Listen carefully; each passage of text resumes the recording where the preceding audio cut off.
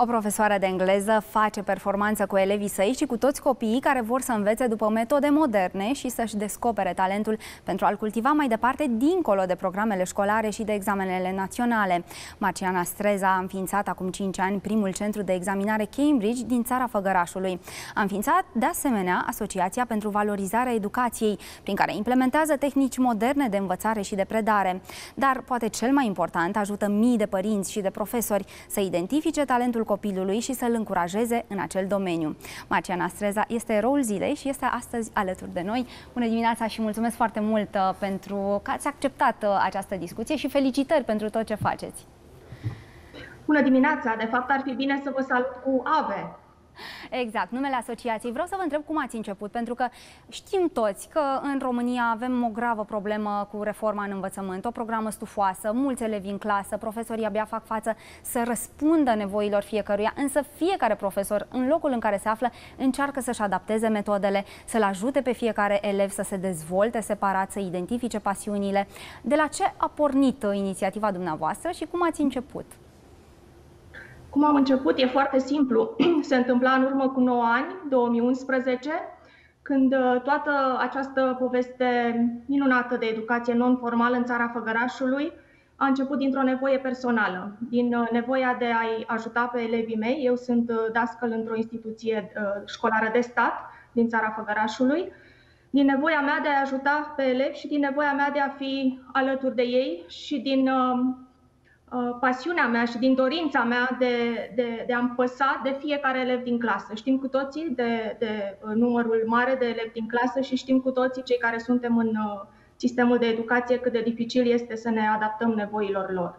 Deci nevoia personală și dorința de a fi alături de fiecare elev din clasă, da, acestea m-au împins spre a înființa această organizație în 2011. Știu că ați ajuns cu proiecte foarte importante în peste 17 orașe din țară, de pildă până în acest moment, de-a lungul anilor. Ați făcut cursuri cu profesori, cu elevii, cu părinții, tocmai în ideea aceasta de a ajuta să descopere talentul, să-l cultive, să-i ajute pe elevi mai departe. Care au fost reacțiile? Unde sunt punctele cele mai dificile în activitatea profesorilor? De ce se plâng ei și cum i-ați putut ajuta?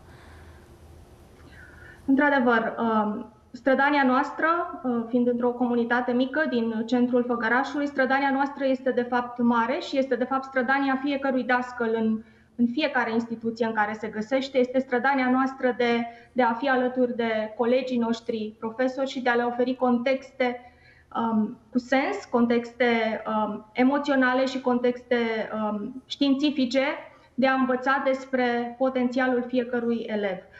Despre evenimentele de care vorbiți. Sunt evenimente, într-adevăr, pe care le-am desfășurat până acum atât pe plan local și acum vorbesc de Aventura Cunoașterii. Este un program pe care îl derulăm deja de 6 ani de zile, un program prin care aducem aceste conștientizări, această conștientizare a nevoii unicității și identificării potențialului copiilor și tinerilor.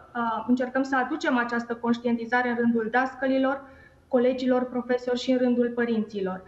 Cum răspund cele mai fascinante schimbări? Unde s-a văzut diferența? De pildă, un elev care era îndemnat să meargă la real, nu știu, s-a descoperit pe parcurs printr-o evaluare standardizată că de fapt e foarte talentat la artă sau pe domeniul uman.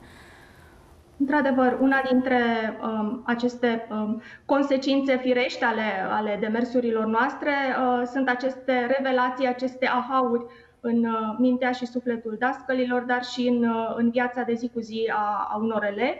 Într-adevăr, vorbim de evaluări educaționale pe care le organizăm în parteneriat cu Your Way, este partenerul nostru la nivel național și, într-adevăr, avem unele situații impresionante, elevi care, vorbim de un elev bun, acel elev tipic bun la toate în gimnaziu, care este îndemnat de părinți și poate chiar de unii dascăli de a urma o cale reală, pe un profil realist, însă sufletul, inima acelui copil nu este nici de cum acolo.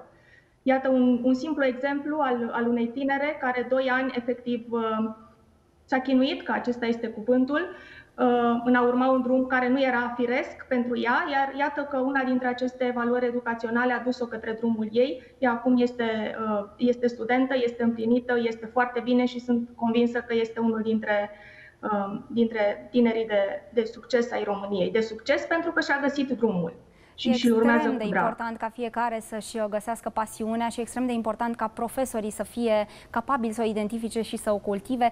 Știu că dumneavoastră ați înființat în plus, și am spus asta la început, și primul centru de examinare Cambridge, acreditat Cambridge din țara Făgărașului, și asta s-a întâmplat în urmă cu ceva ani buni. Vreau să vă întreb cum a fost acest proces, cât de dificil a fost să obțineți această certificare și câți copii v-au trecut până în acest moment prin centru. E o evaluare standardizată, recunoscută la nivel internațional.